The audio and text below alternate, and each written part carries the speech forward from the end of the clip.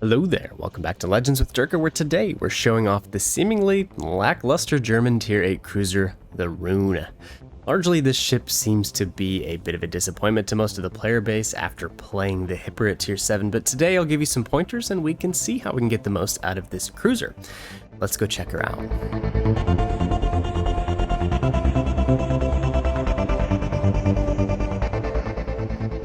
Islands of Ice, Domination, and initially with Roon, I like to get in a cap supporting position, stern in. That way we can get most of our guns into the fight. With 2/3 of Roon's firepower on the back of the ship, stern facing the enemies is going to be something you'll have to really get used to in the Roon. As much as we all want a Hipper on steroids for Tier 8, we really got more of a medium range kiting support ship. So with that in mind, we are going to be using aiming systems, prop, rudder, and MBM3. My commander is Augustine Reigerwald with a DPM focus, but for those of you that are free to play players, Moeller will work just fine. Inspirations that I stuck with were Mimbelli and Mikawa. Now those inspirations brought the reload down to 8 seconds and also dropped the concealment to 12.4. A point could be made, of course, for the concealment module in slot 3. I chose to keep the rudder though because Roon is very unmaneuverable, 11.4 seconds for the rudder, and very slow speed.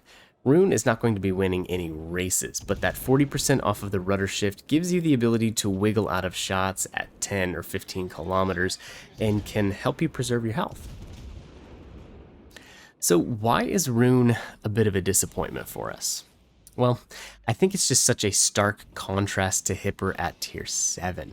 Hipper is such a fantastic brawler and a very, very fun ship to play. Tons of torpedoes, great firing angles with him, you can push pretty aggressively, she's tanky, and she can brawl better than any other Tier 7 cruiser. Roon just isn't built that way. She has a lot less torpedoes, only 8, and this sort of Nuremberg gun configuration that makes it very hard to push. Roon does get significantly more health than the Hipper and a lot better damage output with the 1 extra gun and a 1 second better reload. Hipper is more maneuverable, albeit just a little bit slower, and Hipper is more stealthy, so there are definitely some trade-offs. Overall, I don't think Roon is a bad cruiser. She's got a lot of stuff going for her, and that's where we'll start with her tankiness. She has the biggest HP pool of the Tier 8 cruisers currently in the game and the best heals. Armor-wise, it's a scheme that isn't bad by any means, but it's really not that great, especially at Tier 8. 27 millimeters of armor, basically everywhere. It's going to keep you safe from 380s, of course, but any Tier 8 or Legendary battleship can easily overmatch your armor, and really most of the Tier 7 battleships. The upper belt is huge, the superstructure is large, and the ship is a very big target. The Citadel is mostly below the waterline, and there's a turtleback scheme, so it's not all bad. But, yeah, it's just kind of a tired armor scheme by the time Tier 8 comes around. Now the guns, they're pretty similar to what we're used to with Hipper, York, blah blah blah, except for they're in this weird configuration. Roon has decent DPM for the armor piercing shells.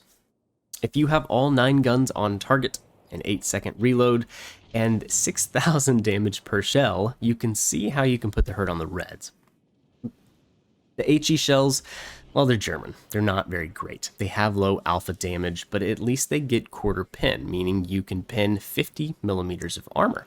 This is going to help your HE shells quite a bit when damaging and shooting FDGs, mains, and most of a Zumo.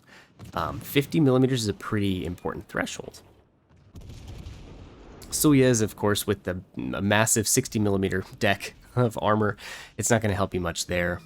Now with Reigerwald and the Kraken Shells perk skill in slot 2, I am mostly firing AP shells because they're fantastic. 6,000 damage per shell for a Citadel, they can cause a ton of damage. One thing to keep in mind though is over longer ranges, their penetration really drops off, and here is a chart that I showed for the Donskoy video, just used wowsfittingtool.com, and we can see that sub 10 kilometers, the Roon has some pretty gnarly AP, and then it kind of starts to fall off at longer ranges. Now, I do think with this ship, you're going to have to put a lot of consideration into your shell selection. Broadsides, obviously, for AP shells, and ships that are bow in, you're going to have to be switching to the HE shells. Again, their alpha damage isn't that great, but you can do a decent bit of fire spamming, 13% fire chance. You could add Burn It Down XXL if you feel like you don't need the range in skill slot 1, but that's up to you. You could bump it up to 15% just like that. Now the AA. Stock, it's a little better than Donskoy and Ibuki, so second place overall for the AA. 325 DPS, it's pretty powerful around 3.5 kilometers out, but I would say with carriers in mind, just dodging is going to be kind of tough for Roon because she's not very maneuverable.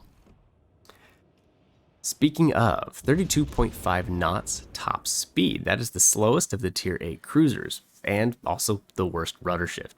I would not waste your time or bother with any sort of agility build or using luchins or anything like that unless you just really want to. That's not going to be the best build for this ship. Finally, concealment. Third place for the tier, but Mikawa does make it feel a little bit more comfortable, 12.4 for this game. Speaking of this game, I really didn't have to get very creative for this one. We started stern in, ready to kite out if things didn't go our way, and, well, things did. No one ever really looked at us or shot at us, so we just leisurely backed into the center cap and have been hanging out here ever since. If I'd started taking too much damage, if the Alabama had got too close, if anything bad had happened, you can simply just kind of kite out. In this type of playstyle, Roon can be very annoying, kind of a tough adversary and very hard to dislodge. Take this example on Two Brothers. Our DD sailed into the middle and died, our battleship also died, so we kind of fought a retreating war against it. Freddy, a Wichita, and a Z-23, and we were able to hold them off for most of the game. It slowed their advance, deal some damage, and things like that. And Roon is pretty good at this kind of playstyle and can be very hard to dislodge from a flank.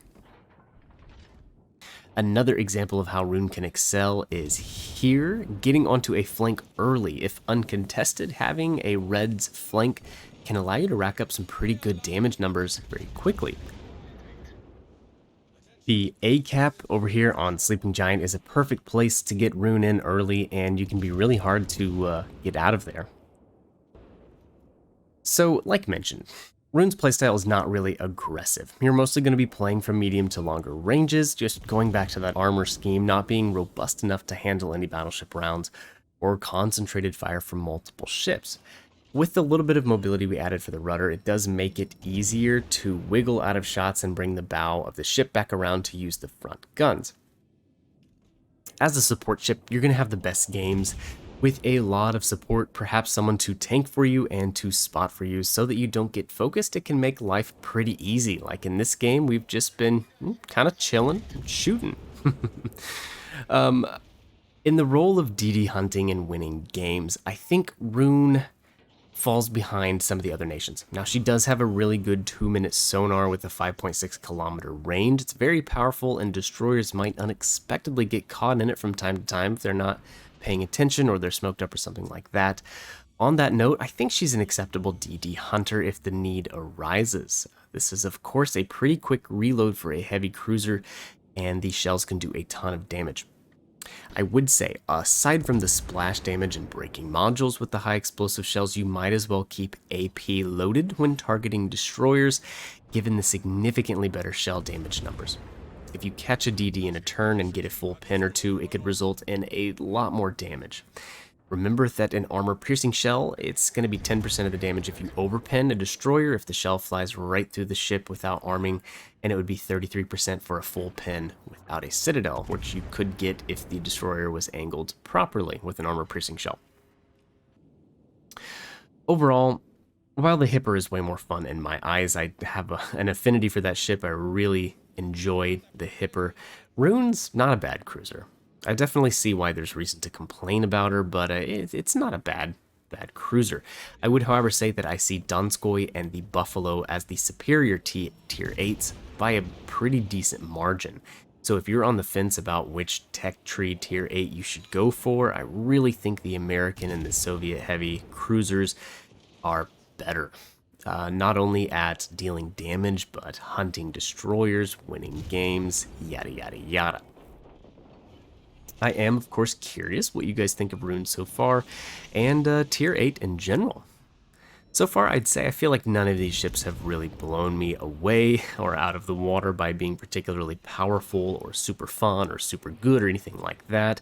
I think it's been a fine addition to the game, and I've enjoyed the grind, having new content and all that stuff.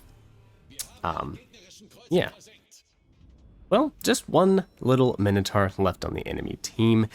And this game just kind of showcases what you can do and get away with if you're kind of left alone. But hopefully it'll give you some ideas on how to play Roon and do a little bit better with her. Overall, the game was a decent one, around 3,000 base XP. Moderately good damage, I suppose. It's about to get a lot better, though, with the Broadside Minotaur.